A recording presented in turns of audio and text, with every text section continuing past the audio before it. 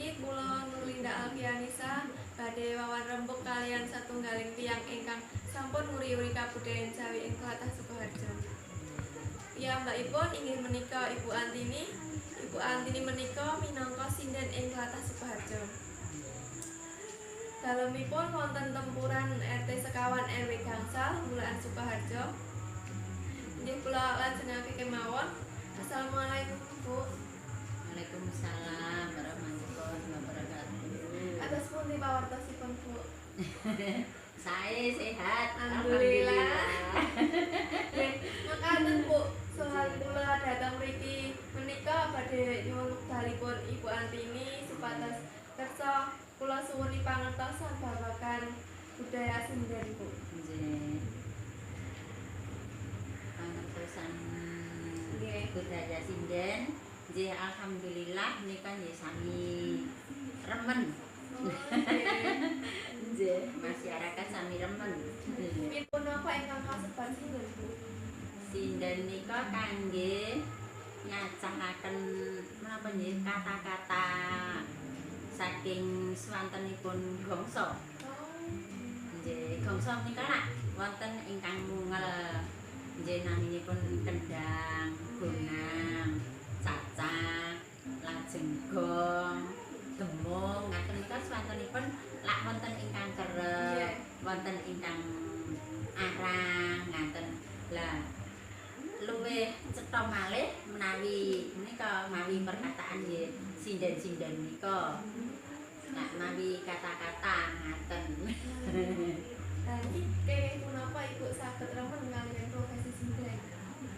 Nggih, menapa nggih sampun bakat awit-alit menika kaliyan nari. Oh, alhamdulillah nggih Bu. Dados awit-alit menika nggih nari-nari wonten sekolahan, perayaan ngaten nika pun pendet saking guru. Lajeng sampun radi ageng wonten SMP ngaten nggih. Menapa tari-tarian jembondan ngaten gambiranom ngaten. Lah menawi menika sinden menika dalem sampun umur 19 tahun. Nggih. Niku ilmunipun asal saking pundi Bu? Ilmunipun Nggih, ilmu sinden niku. saking swargi Bapak Cipto Suharso, Ketua RRI. Oh, Wonten dalemipun wonten kebunan Wiking Sribari. Nggih. Menapa wonten prakawis tertentu ingkang kedah dipunlampahaken saderengipun nindakaken tugas Bu? Perkawis Ingkang dipunlampahaken saderengipun nindakaken tugas sinden. Napa latihan vokal, napa pripun? oh latihan vokal menika lajeng dalem terus terjun dhateng gongso pindah. Terus pundi nggih Senen enjing menika wonten Ibu Tugini Pesinden RRI latihan wonten dalemipun Pak Cipto Suharso. Menika njajar, dalemipun njajar yantonipun tasih sugeng sakmenika. Lah menika wonten dalemipun Pak Cipto Suharso kan pun paringi bor ngaten. Lajeng pun paringi bor Ibu Tugini, Ibu Tantina. Lah, nggih Ibu Tantina Ceper sampun sedo. Lajeng kapurin mungel menapa ngaten kok piyambakipun dereng saged. Lah dalem lare alit nembe gangsal 19 taun lah dateng wingking ngaten lajeng dalem kok nirakaken Bapak Cipto Suharso menika kok lajeng saged. Lah Bapak Cipto Suharso menika kan tasih keluarga Mbak Yu pikantuk adikipun Pak Cipto Suharso menika.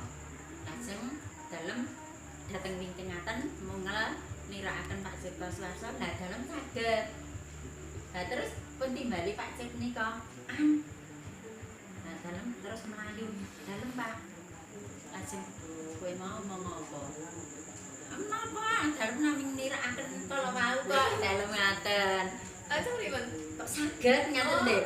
Lajeng dalunipun dalem terus dijak latihan dhateng Baron. Nggih. Niku jenengan tesih halen nggih. Tesenen. Nggih, tasih umur gangsal 11 tahun. Medal saking SMP.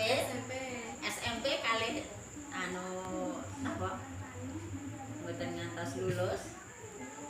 Kalau banyak SMP Kelas kalih Sukarjo. Kelas kalih lajeng pun jak Mbak Yu dan Cilacap nika. Oh, nak datang Cilacap Nggih. Londen. Nggih. Lajeng pun jak latihan nika kok kok cepet nangkep ngoten. Lah, saengga sepriki ngaten. Nah, kados pundi raosipun ibu nalika kaping sepisan dados satunggaling tiyang sinden. Remen. Oke. Pun apa Terus kantuk amplop. Kantuk amplop. Ya kalih muri-uri kabudayaan Jawi ya, Bu. Nah, sasampunipun Ibu dados satunggaling tiyang sinden menika, punapa wonten kanca utawi tiyang sanes ingkang tertarik dados sinden ugi, Bu? Nggih kathah. Kathah. Ini Tiyang jam- saking mriki nggih kathah nggih, Bu. Kathah. Oh, Mriki nggih pinten? Nggih namung setunggal kalih 3 sekawan kala riyin sak dusun. nggih. Nggih sak dusun mriki. Lah menawi kala riyin kan dalem wonten pojok Tawangsari, griya wonten mrika. Lajeng tasih awis-awis sinden nika. Alitan kula. Kan carian wonten, lajeng gajian wonten ning mboten saged langsung seperti. Terus Sukarjo, Mbak Jermani. Terus kalau mben dalem wonten Prancis sempat kepanggih pinten tahun nggih? 40 tahun. Sinten, Bu? Lebih kepethuk Bu Jermani. Oh, Pertama ketemu diparingi harta kalih atus. alhamdulillah kalih Pisah 40 tahun lebih kepanggih. Bu mutiara ketemu mutiara yang hilang. Jumpa lagi. Nggih, piranti punapa kemawon ingkang dipun bekta nalika Ibu nembe sinden? Nggih, buku-buku menika nggih menika buku nggih menika buku saking Pak Cipto saking Pak Nato Sabdo.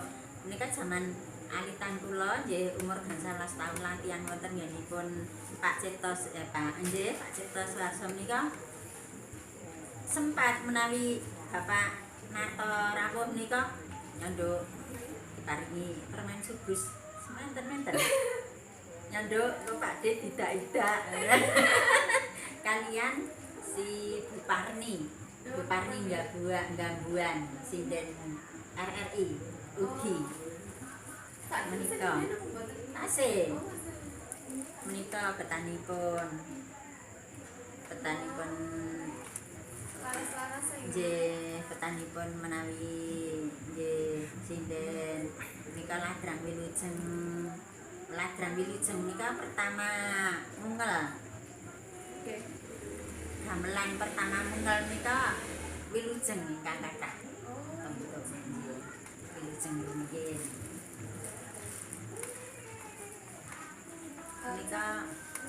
Menika kan larasipun piyambak bangsa menika wonten pelok, pelok, nggih, slendro. wonten slendro.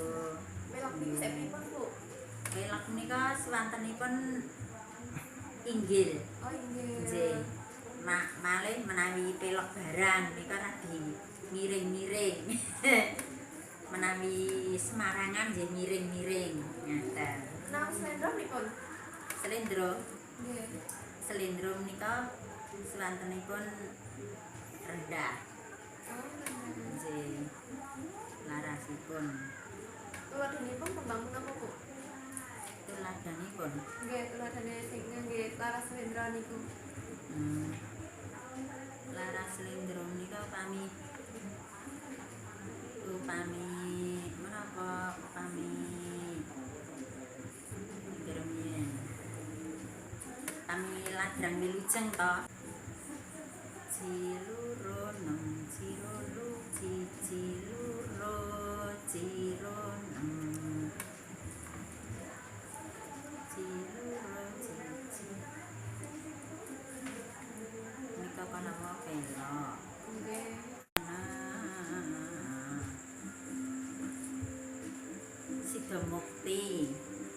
Sido Mukti menika gending kedua. Mungkin nggih Sido Mukti. Sido Mukti menika mawi gending. Menika ingkang tasih rendah-rendah lajeng dhateng Ladrang Sriyatna. Menawi pelok pelok ular kambang. Bang. Nggih. Menawi ular kambang slendro menika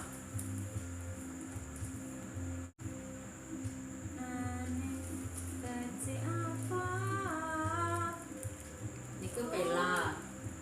Menawi slendro becik apa wong urip neng kan nggih.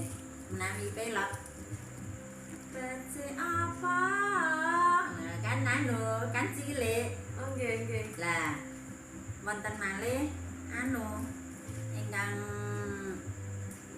pelok barang becik apa wong urip neng ngalam donya niku pelak barang. Ayo, Bu. Maran budi utama lan dikekeh sing tawa urip mung sadelo. Wis pelak barang niku awis-awis ingkang saged. Nggih. Ngaten. Awis-awis. Lah malih wonten ingkang kandhek, jeneman kandhek. Jeneman kandhek nggih wonten. Mriki catetanipun wonten liyan. Jineman kandhek menika pelok gangsal. Oh, pelok gangsal. Pelok 6 wonten, pelok gangsal wonten. Bener-bener ya, Bu. Nggih, larasipun nggih. Larasipun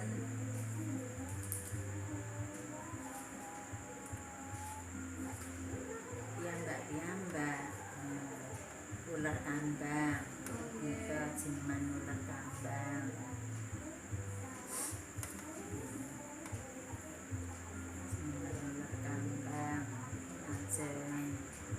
Jineman Gathik Glinding Sendon Singaturta Tirta Gathik Glinding jineman Gathik Glinding yen cakepanipun piyambak kanten remenanipun ngaten jineman Mari Kangen wonten Jineman Mari Kangen. nggih jineman Klambi Lurik dosanipun ingkang pun remeni menapa Kirangan, Bu. nek jineman kandhek sroning ratri pelok gangsal Medeng ati wong sira merati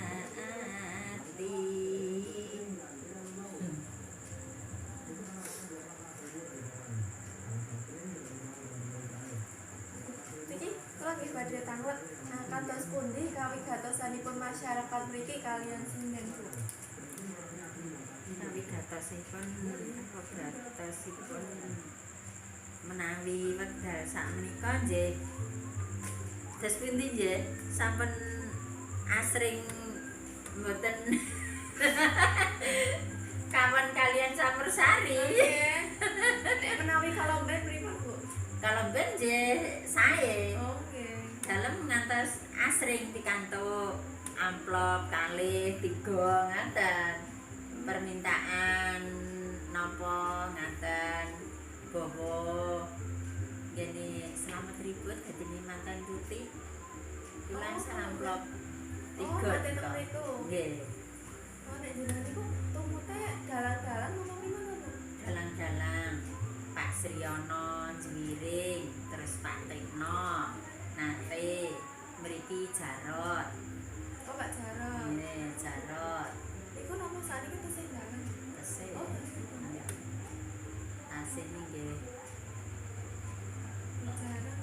ayune sih. Oh. Kan sakmenika kan awis-awis. Awis-awis ingkang wayangan. Ngaten. Nah, menawi saking pemerintah Bu, punapa wonten kawigatosanipun saking pemerintah kagem para sinden ingkang minangka salah satunggaling pemerhati budaya. Menawi saking pemerintah nika nggih kathah ingkang ngergatosaken menawi wonten caleg-caleg ingkang badhe menapa jago. Oh, Nika nggih deleng kan nggih termasuk kerawitan kumpulan Paswati Kerawitan Putri Sukoharjo. Terus kan dia asring pikantuk nggih dana kempalan nika nggih 2,5 juta, nggih gangsal yuta alhamdulillah ya. rombongan Paswati. Oh, Nggih. nggih. Paswati menawi kakung pepadi. Pepadi Sukoharjo. Nggih, menawi penyatakan mangke lak nyata. Oh, nggih. Kalau riyen nggih sempat latihan wonten Kabupaten Sukoharjo, siaran, ngaten. Nek siaran nggih Kabupaten Sukoharjo piyambak nate. Padahal siarane bangsa pelok barang. Kabeh alhamdulillah mboten sicil. Blas. Lah kancane janipun si Gulasmi ning Gulasmi lajeng keseripan bae. Gulasmi sinden RRI. Tasih saknya tasih ngasto dereng pensiun. Gulasmi. Niki sampun Bu, alhamdulillah. Kula nyuwun matur nuwun sampun dipun mangertosi babagan sinden. Nggih menawi kula kathah kalepatan ingkang matur kaliyan Ibu, mboten manani teng manahipun panjenengan kula nyuwun pangapunten. Ngaturaken sami-sami dalem nggih sagedipun nggih. Ngaten nih dalem kala rumiyin sampun nate menawi pengalaman sinden, sampun nate seleksi Nggih. wonten konservatori riyen yen isi. Oh, isi. Nah, saderengipun wonten isi lak radio konservatori Nggih. mriko cantuk nomor setunggal Alhamdulillah iki bangsa nomor tahun setunggal. 69. Nah, kan tasih awis-awis sinden. Nggih, nggih. Kerawitan Putri Puspararas Baron. Oh. Nggih. Matur nuwun nggih Bu, niki ajeng pamit rumiyin. Matur nuwun sama nggih. Hati-hati. Oh, nggih.